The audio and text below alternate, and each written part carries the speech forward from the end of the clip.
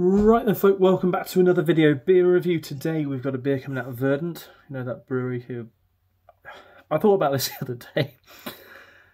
I love Verdant, I love buying Verdant beers, I love drinking Verdant beers because, you know, good price on them, consistent, pretty happy with quality every single time.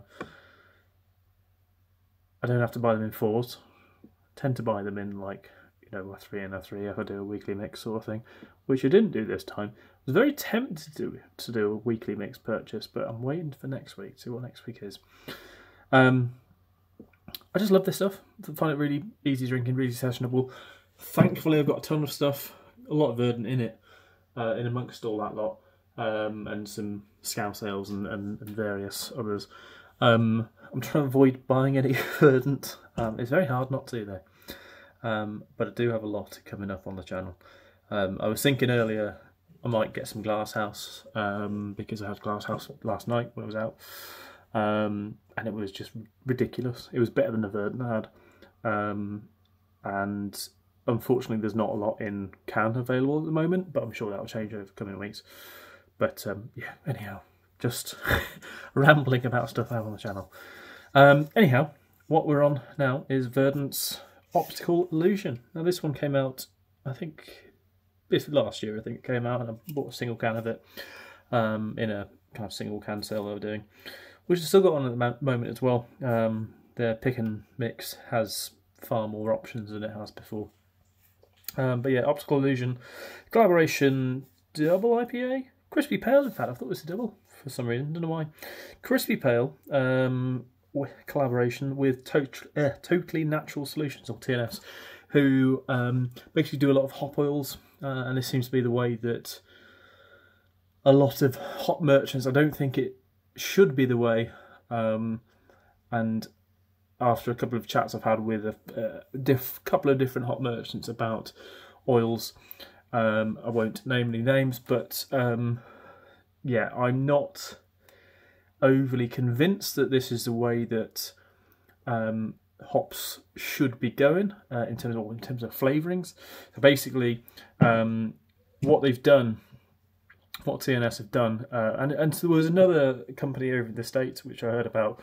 They basically, when you pick hops, you pick them at certain different times, and you get different flavours from that hop, and also from the different areas where they're grown as well. I can give a good example of Goldings. I was given some to try in 3 different batches of Goldings, grown from different, and also picked at different times, from different farms across the UK, produced completely different flavours.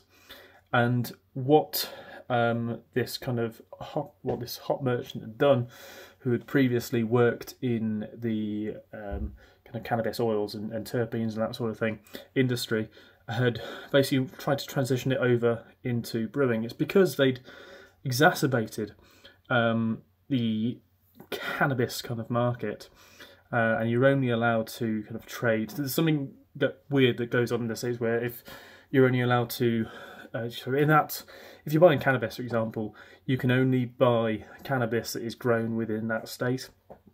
You can't buy cannabis that's grown in a different state.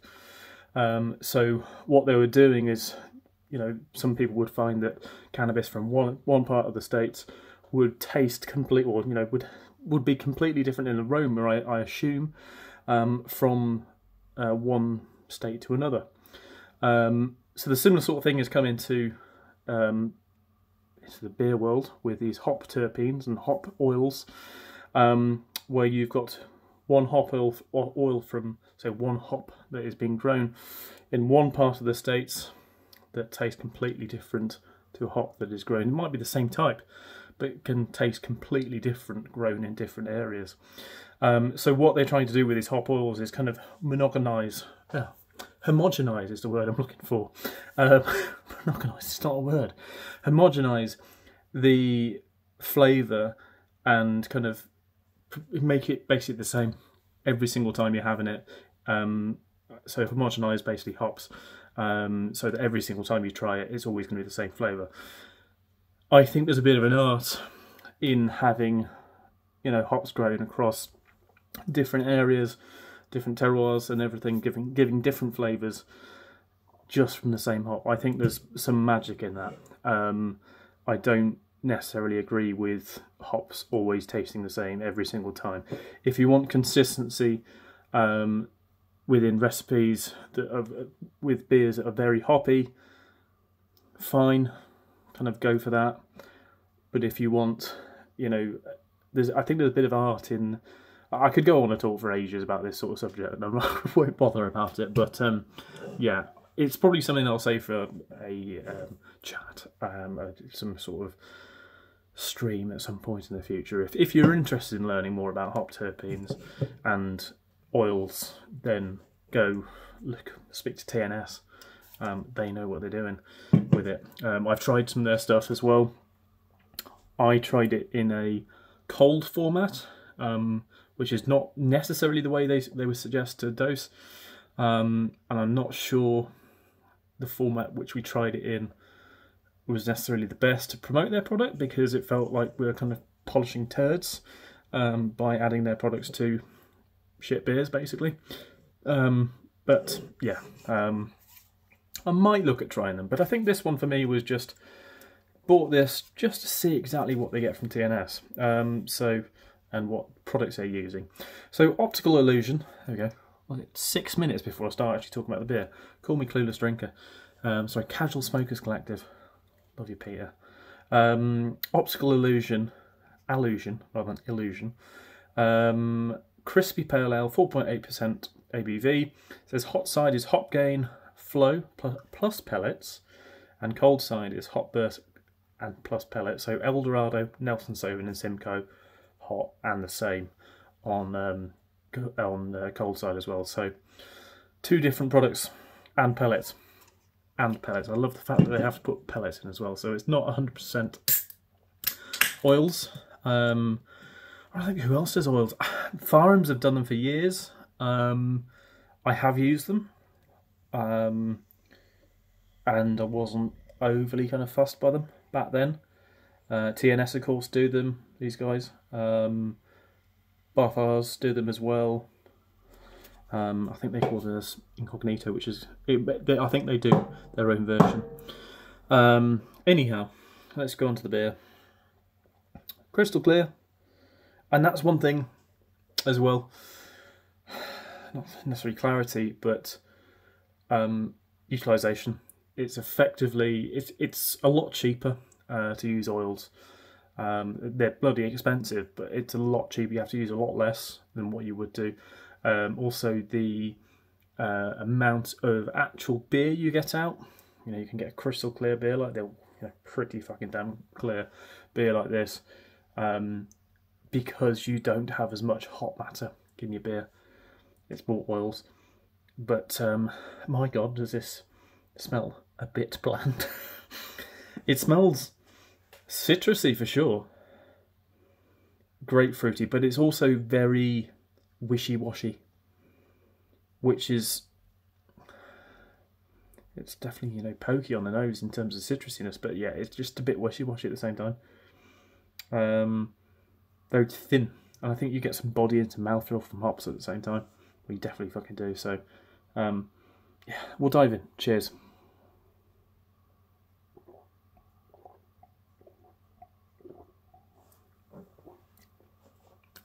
Very citrusy, piney. They're saying it's going to be a crispy pale ale. It's absolutely that. Bit of a weird, I remember getting this when I was trying this stuff, bit of a weird kind of chalky dryness on it. There's that mildly chalky, kind of creamy chalky. It's a very odd kind of description, but yeah. It's almost like a mildly medicinal bitterness. Not quite like paracetamol vibes. But it's that kind of chalky, creamy, very odd. So I'm not really sure about using oils. I think it would be interesting to try. Like I said, I've used them in the past. The Hot Burst, I think it was very many years ago, but we were using them on cold side.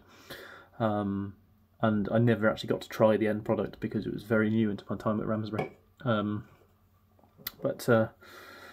Yeah, for me, this just tastes like a lot of supermarket beers, if I'm honest. It's probably the most bland Verdant I've had, but it was more that I was buying this not for, you know, some tasting extravaganza. It's more for just learning more about TNS and learning more about the tastes of oils being used in beer.